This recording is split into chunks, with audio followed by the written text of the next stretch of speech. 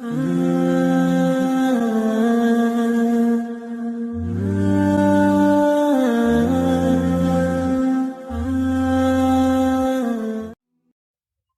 کی محبت کو آزمانا چاہتے ہو تو اس کے سامنے اپنی پریشانی اپنے دکھ رکھ دو، پھر بھی وہ تمہارے ساتھ کھڑی ہو تو وہ واقعی تم سے محبت کرتی ہے، ورنہ تو اکثر رشتے تکالیف اور پریشانیاں دیکھ کر دامن چھڑانے لگتے ہیں۔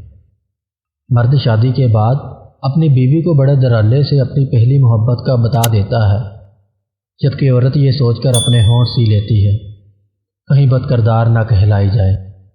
عورت کے مقام پر بڑی بڑی باتیں کرنے سے بہتر ہے کہ عورت کے نام چھوٹا سا مکان کر دے، کیونکہ عورت صدیوں سے اس معاشرے میں والد اور شوہر کے گھروں کے درمیان چلتے ہوئے آج بھی بے گھر ہے۔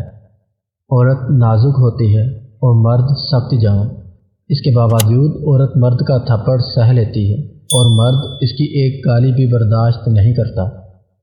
تم عورت کی قربانی کی بات کرتے ہو، اپنے ماں باپ کو چھوڑ کر تمہارے گھر آتی ہے، کیا تم چھوڑ سکتے ہو اپنا گھر؟ کیا تم چھوڑ سکتے ہو اپنا رہن سہن، اپنے طور طریقے؟ نہیں، یہ طریقہ صرف ایک عورت ہی جانتی ہے۔ عورت آنسو بہاتی ہے تو رفتہ رفتہ اس کی آنکھوں سے آپ کی محبت بہہ جاتی ہے۔ جس دن صبر آ گیا، آنسو ختم تو محبت بھی ختم۔ عورت ہارتی نہیں ہے، اگر اسے کوئی ہرانا بھی چاہے تو وہ ہار کر بھی جیت جاتی ہے۔